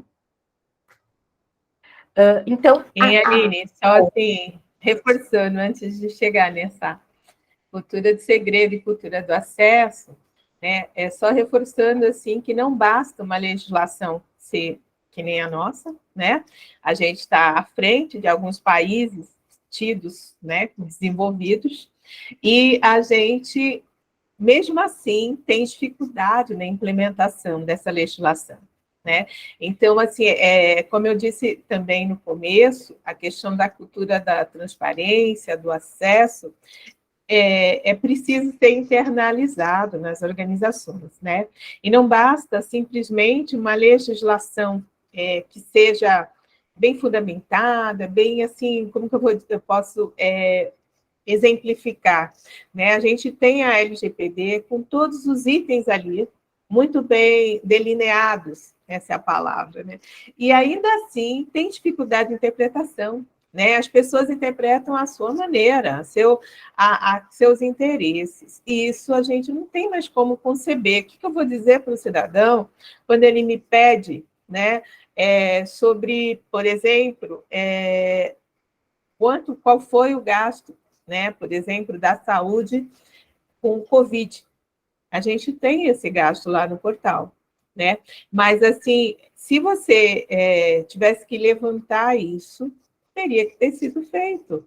Vai dar trabalho? Vai. A gente pode pedir prazos, estender, como a gente vai ver, mas tem que ser fornecido. A gente não tem como esconder mais nada. Nós vivemos, hoje a gente brinca, né, no Big Brother para todo lado. Tem câmera, onde não tem câmera tem alguém com celular filmando, né, gravando. Então, a gente não tem o que esconder, né? E quando se diz administração pública, ela deve ser, né? Eu sempre digo, um professor antigo, já falecido, inclusive, fui muito admiradora dele, e ele dizia assim, contabilidade pública. Ele falava assim, pública, toda contabilidade tem que ser, né? Porque se você não der conhecimento do que se passa dentro da sua empresa, seja para o cliente, né? Ou seja, para os gestores, né? Os acionistas, qualquer que seja, né? Como é que essa empresa vai se firmar no mercado, né? Então, a gente já tem N exemplos nesse sentido.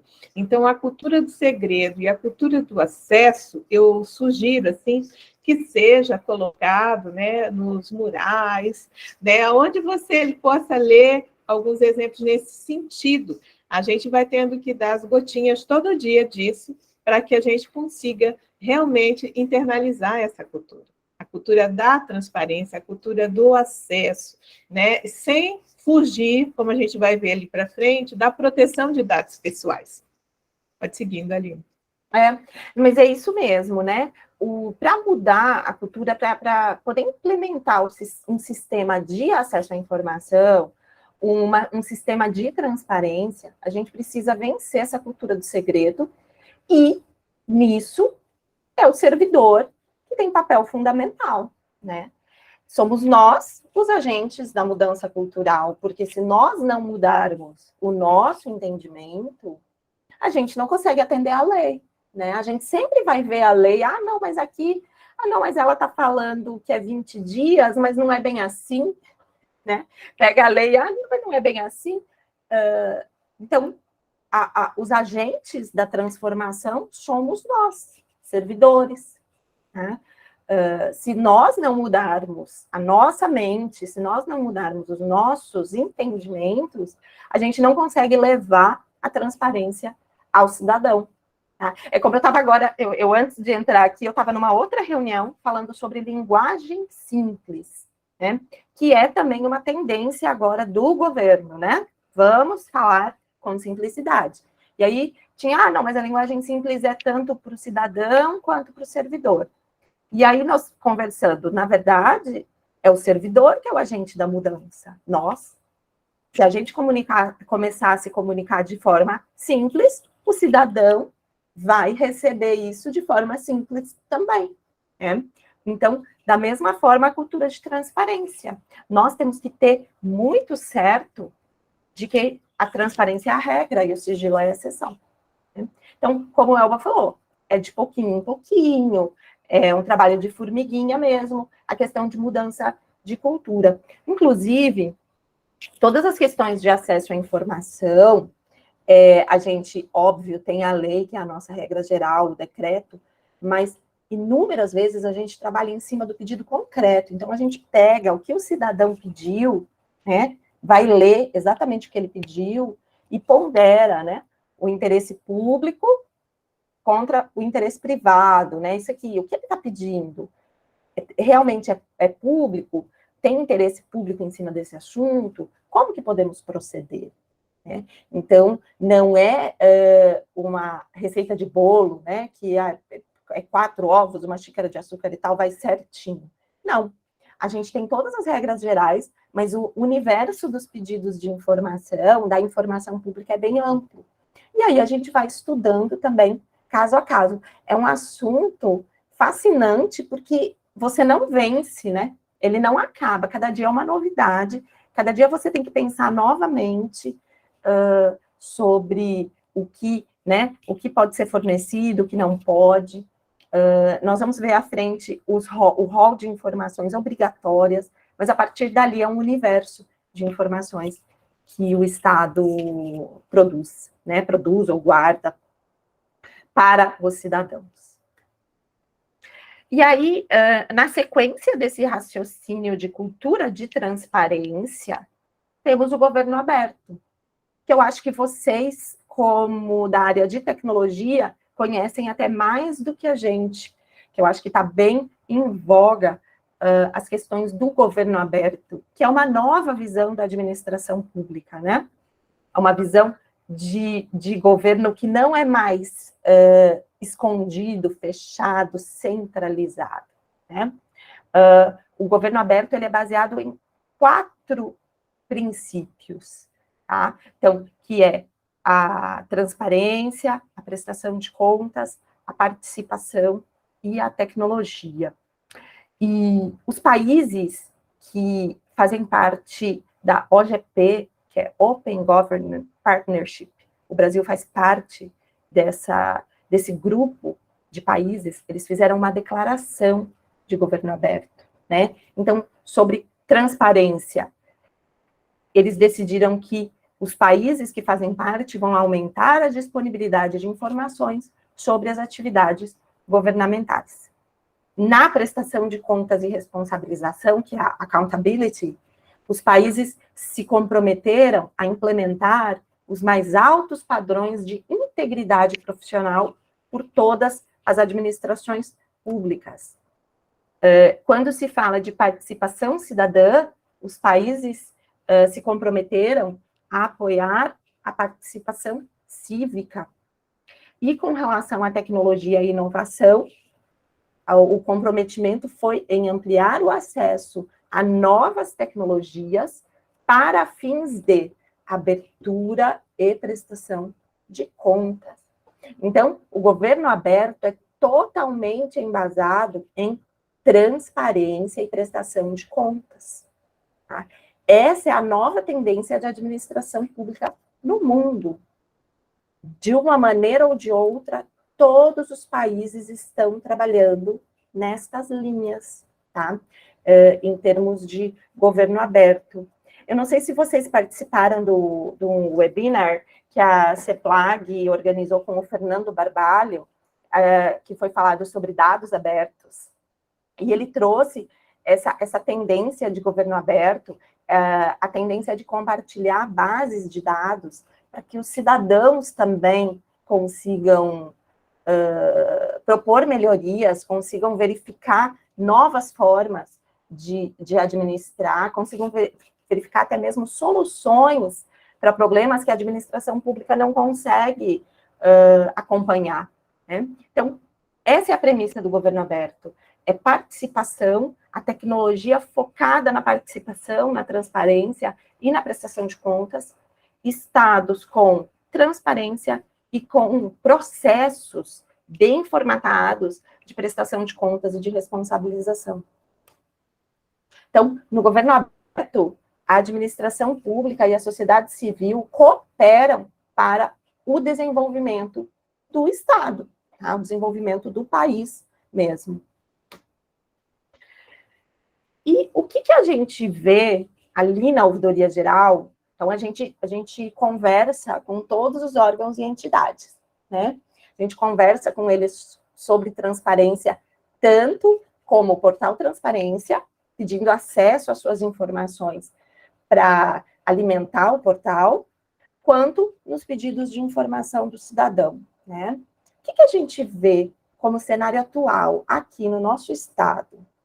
a gente percebe um desconhecimento da Lei de Acesso à Informação e da LGPD. Como consequência, uma confusão muito grande entre as duas leis, tá? Uma cultura de segredo ainda muito forte, com a contrapartida de um risco de acesso, vazamento ou divulgação de dados pessoais muito alto, né? Vocês também, da área de tecnologia, sabem melhor do que a gente a infinidade de sistemas que nós temos no Poder Executivo, alguns sistemas com acesso, muita gente acessando muita coisa, né, sem perfis de acesso específicos, sem bloqueio para baixar relatório, baixar base de dados, né, um risco de vazamento também a gente percebe muito por, não vou dizer desconhecimento, mas talvez por esquecimento de nós, servidores, da nossa obrigação também com o sigilo, de acordo com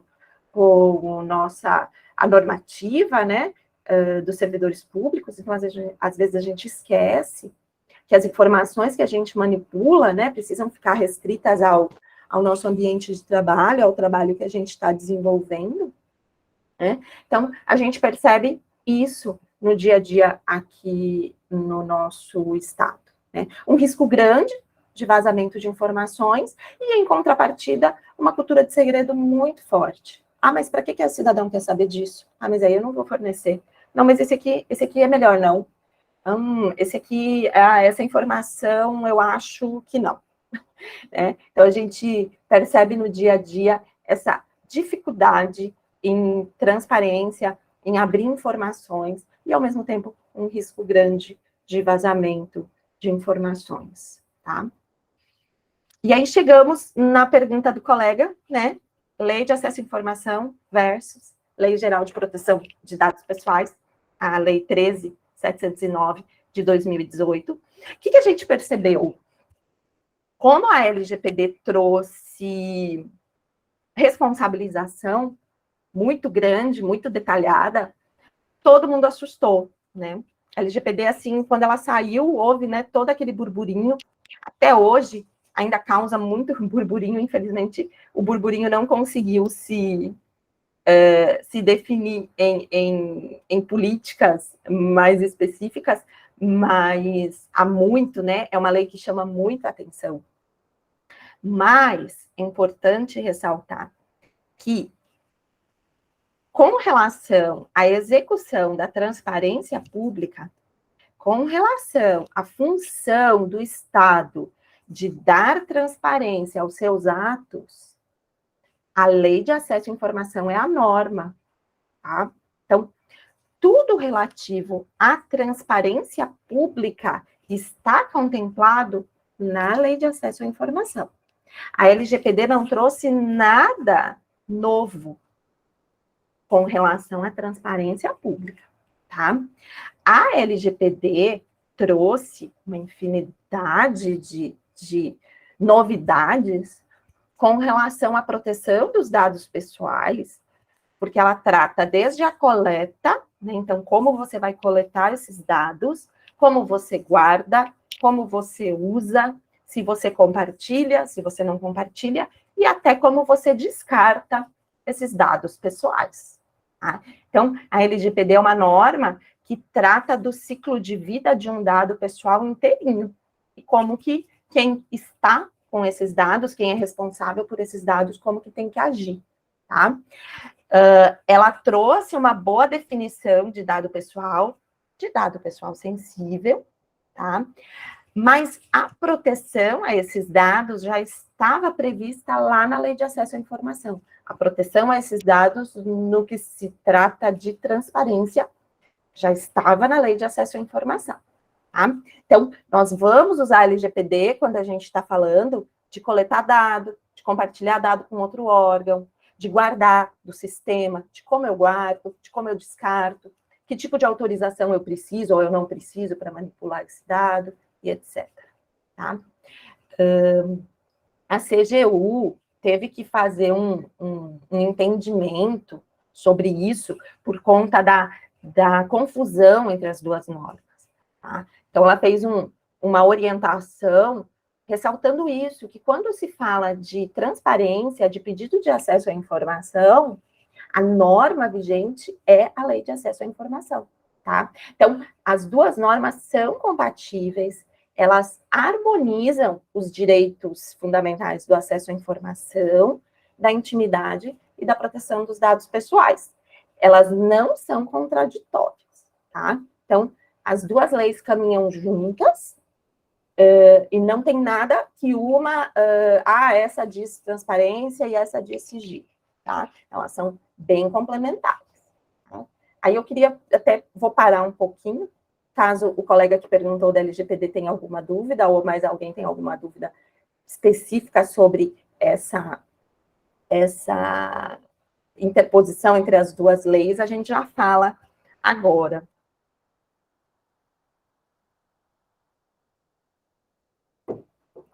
Tem algo no chat? Não. Aline, o que eu acho também interessante comentar sobre isso é que a LGPD, o primeiro ponto é que trata de dados pessoais, tá? Então, assim, muitas vezes a gente recebe demandas, né, pedindo informações de empresas e os órgãos e entidades respondem dizendo que não pode por conta da LGPD. Não é bem isso. Tem que ser melhor fundamentado, porque LGPD é proteção de dados pessoais. Outro ponto, a LGPD é sempre menos é mais, né? O que eu chamo bastante atenção, assim, que a gente tem que cuidar, né, dos dados, né, desde o nascimento do berço à lápide, né? Porque ou seja, da coleta, o compartilhamento, né, o arquivamento e depois a forma de descarte. Então, assim, o mais importante para mim, nesse momento da LGPD, que eu vejo, assim, enquanto empresa de tecnologia, é a necessidade de se observar a entrada de dados, né? Porque o que a gente tem tido bastante trabalho para atender as demandas da LAI, quando a gente coloca as duas, né, uma versus a outra, é que a LAI pede e a LGPD protege, sempre nesse sentido, né? Mas nunca uma está eximindo, né? Não é contrária à outra, né? E aí, como é que a gente pode trabalhar melhor isso? Porque até então a gente não pensava nessa questão da proteção. E hoje a gente vê que isso é fundamental para a gente atender a LAI. Né? Se os dados também, não é só isso, né? A segurança da informação e tudo mais, mas a LAI também. Então, assim, se cuidar realmente em todos os desenhos, os projetos, né? Estarem atentos para a questão da proteção de dados, para a LGPD. Né? Porque se você já faz um projeto em que isso daí já é contemplado, na entrada do dado já tem o cuidado, eu só vou precisar, para este cadastro, somente nomes, não preciso data de nascimento, não preciso endereço, não preciso telefone, então não coloque no cadastro, tá? O menos é mais nesse sentido, porque depois a gente vai ter trabalho maior para armazenar, não é isso? Para compartilhar. Então, somente os dados necessários e a forma de organizar esses dados, né, dentro de um sistema. Se isso daí já tiver sido concebido no nascedouro, né, na entrada do dado, já está isso concebido, com certeza dali para frente, na extração do dado, isso vai ficar facilitado. Porque hoje a maior dificuldade que a gente tem muitas vezes para fornecer informação é essa anonimização. A gente tem que tarjar, fazer tudo manual, porque os sistemas não estão preparados. Né? Então, é um trabalho grande de tratamento de dados que ainda tem que ser concebido para que a gente consiga conviver com mais facilidade com a LAI e a LGPD. Tá? Perfeito. Isso é importantíssimo, isso que a Elba colocou, a questão, primeiro, exatamente, né? A LGPD não trata de empresa, tá? Dado pessoal é um dado relacionado à pessoa identificada ou identificável, tá? Não é empresa. Mas o que eu acho bem importante é essa questão da gente pensar no início, em proteger os dados no início, né? Não vamos entrar no mérito da segurança da informação, da questão toda de banco de dados tecnológica, que não é nossa área, né? Mas, assim, o que a gente vê, por exemplo, vou dar um exemplo, um processo de remoção de um servidor. É um processo público, tá? É um servidor que está lotado, que foi nomeado para um órgão e vai ser removido para outro. Aí vai lá no pedido, né? Aí tem um formulário completo. Nome, matrícula, CPF, endereço e motivação. Aí na segunda página tem uma CI do chefe, autorizando. Aí o chefe repete. Referente ao processo de remoção do servidor, nome tal, CPF tal, matrícula tal, endereço tal. Aí depois tem um ofício, repetindo tudo de novo. Aí depois tem outro documento. Não é necessário esse volume de dado pessoal repetido dentro de um mesmo processo, né? Até o desenho dos processos a gente tem que pensar. Se eu lá no início preenchi um formulário com tudo, dali para frente não precisa mais repetir todos esses dados. Por quê? Porque essa informação é pública. Se um dia alguém pedir esse processo, como acontece, tá? Alguém pede para ver esse processo, na hora de fornecer, se tem dado pessoal em todas as páginas precisam ser tarjadas. Esse dado precisa ser removido. Se está só em uma página, você fornece todas as outras e informa que a página tal não vai ser fornecida porque tem dados pessoais, né? Ou você tarja só uma vez.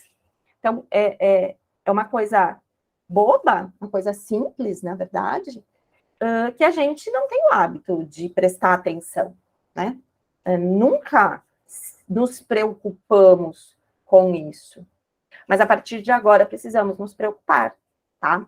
A MTI tem uma comissão de gestão da informação que está capacitada para auxiliá-los nesses trâmites, nessas dúvidas, com relação à transparência, acesso à informação e com relação ao cuidado com os dados pessoais, tá? Aí aqui a gente trouxe, eu não vou ler o artigo completo, mas esse é o artigo 8º da Lei de Acesso à Informação, que traz que é dever dos órgãos e entidades promover a divulgação em local de fácil acesso das informações de interesse coletivo ou geral, tá?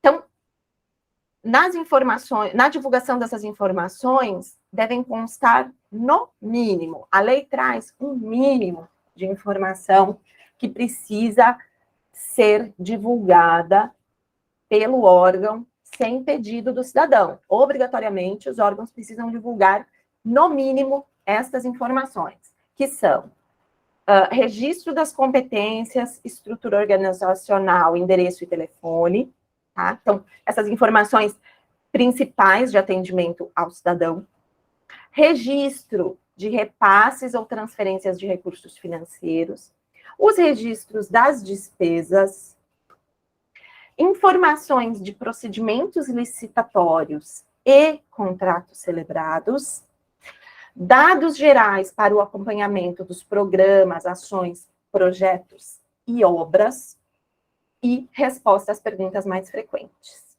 tá? A gente pode perceber que esses 6 itens, são 6 itens, mas eles embarcam quase tudo que a gente faz, tá? Então, veja bem, dados gerais para o acompanhamento de programas, ações, projetos e obras, todo o planejamento estratégico está contemplado nesse item, né? E aí, nos itens anteriores, a gente tem licitações, contratos, despesas, repasses. A gestão pública, praticamente toda, está nesses 6 itens, que são obrigatórios.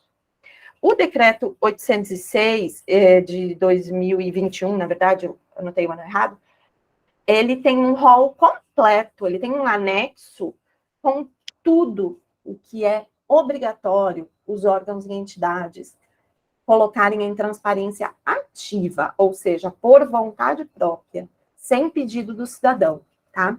Então, esse é um primeiro local para consultar quando a gente tem dúvida sobre a informação é pública ou não. Tá? Ah, isso é público, isso não é público. Olha, tem relação a uma licitação, tem relação a um contrato, é uma despesa pública, é um repasse financeiro, tem relação com algum projeto público, a regra geral é que a informação é pública nesses casos, tá? Então, aqui é só para a gente ter noção da infinidade de informações que são obrigatórias a gente divulgar, sem necessidade de pedido do cidadão, para saber, como a Elba comentou, né, o que o Estado de Mato Grosso gastou no combate ao Covid, quanto gastou com UTI, quanto gastou com respirador. Tudo isso é informação que tem que estar disponível já no portal Transparência, tá? Então, tudo isso tem que estar devidamente separado, organizado, para que o cidadão consiga localizar. E aí, aqui a gente traz o detalhamento da Lei de Acesso à Informação, né? Então, a gente tem obrigação de fornecer as informações de interesse coletivo ou geral, produzidas ou custodiadas por nós, administração pública, né? Exceto, o que a lei traz de exceções? Os dados pessoais e dados pessoais sensíveis, então eles não fazem parte da transparência, dados pessoais precisam ser guardados, né, bem cuidados. Os sigilos legais também não fazem parte da transparência, ou seja, não, as informações que são protegidas por sigilo legal, o que é o sigilo legal? Sigilo judicial, sigilo fiscal, o sigilo comercial, direitos autorais. Então, esses sigilos que já têm leis próprias, são informações que também não vão ser fornecidas por transparência, tá? Outro item que nós não fornecemos são documentos preparatórios. Então, um parecer que vai ser usado para tomar uma decisão, um relatório, um estudo que o Estado esteja fazendo para algo que ainda não foi decidido, não é público, tá? Exatamente pelo impacto que ele pode causar na sociedade antes da decisão ter sido tomada, né? Vamos imaginar que está se fazendo estudo sobre uma rodovia, onde é o melhor lugar para implantar a rodovia. E esse estudo vaza antes do tempo, né? O que vai acontecer? Uma corrida para comprar terreno e tal, uma especulação imobiliária ali, para depois ser desapropriado, ou para ter, né, investimento ali na beira dessa rodovia. Então, é um documento preparatório, é um documento que não é público. Tá? Então, todos os documentos que vão embasar uma tomada de decisão futura, enquanto essa decisão não foi tomada, ele é sigiloso, tá? E, por último, o que também não é fornecido são as informações classificadas, tá? Classificar informação é um ato da administração pública, um ato assinado pelo secretário de Estado, pelo governador, secretários de Estado, no caso da empresa de tecnologia, pelo presidente, né? É o ato de restringir o acesso a uma informação por um período determinado, tá? Então, tem algumas informações que seriam públicas por regra, mas que o Estado entende que naquele momento elas precisam ter um acesso mais restrito, por questão de segurança pública, por questão da própria administração, de conveniência ali, de algum estudo que esteja sendo feito, de algum projeto, proteção de autoridades. Então, a Lei de Acesso à Informação traz a regra para classificar, e ali tem uns itens que podem ser classificados. Então, em geral, na regra geral, um pedido de informação cujo objeto não contenha dados pessoais, não contenha nenhum sigilo legal, não contenha nenhum documento preparatório e não contenha nenhuma informação classificada, esse pedido de informação pode ser atendido porque a informação é pública. Tá? Então, essa é a regra geral da Lei de Acesso à Informação, tá? Da transparência. Claro que como eu comentei, a gente acaba analisando caso a caso, né? E vendo o detalhe de cada caso para poder fornecer. Como a Elba comentou, o nosso objetivo é trazer o máximo possível de informações para a transparência ativa, ou seja, para o portal Transparência, para os sites dos órgãos e entidades, para que o cidadão não precise pedir, para que ele consiga encontrar facilmente as informações que são relevantes sobre o nosso trabalho, sobre a administração pública, tá? E, por fim, a cultura da transparência previne a corrupção, estimula a economia e a melhoria da gestão pública, né? A gente entende que um Estado transparente, ele facilita o controle social, que previne a corrupção, que auxilia a identificar falhas, né? Ele estimula, essas informações estimulam a economia e estimulam a melhoria da gestão pública, a melhoria dos serviços públicos, né? Era isso que a gente tinha para trazer, pelo menos aqui na apresentação. Não sei se a Elba quer complementar algo. Então, gente, assim, rapidamente, que eu acho que a gente conseguiu cumprir aí o prazo certinho, né?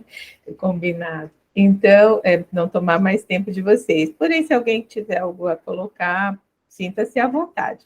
O que a gente quer dividir, compartilhar com vocês é essa ansiedade, né, de querer melhorar essa questão da transparência pública no Estado, e eu acredito que a empresa de tecnologia MTI é fundamental nesse processo, né?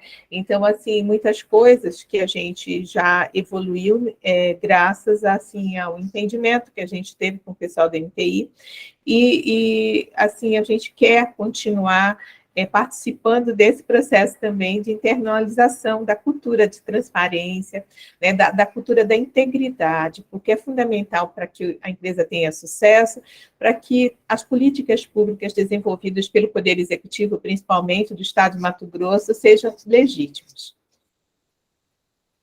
Obrigada aí, gente. Vamos aqui. Exatamente. Se tiverem alguma dúvida, a gente está à disposição aqui também para continuar conversando. Queria agradecer pela atenção, pela paciência, pessoal. Obrigada, Aline, obrigada, Elba. Acho que foi bem explicativo aí esses temas que vocês trouxeram para a gente, tá? Não temos nenhuma outro questionamento aqui no direct, né? Mas a gente quer agradecer imensamente aí a colaboração de vocês neste dia, né, por tanta informação e conhecimento compartilhado com a equipe da MTI, tá bom? Muito obrigada. Agradecer também a presença de todos, né, e reitero aqui o convite para amanhã, darmos continuidade à Semana da Integridade MTI, a partir das 9 horas da manhã, né, nós teremos até a sexta-feira a Semana da Integridade, então a gente conta com a presença de todos e já agradecendo a presença de hoje. Muito obrigada, gente.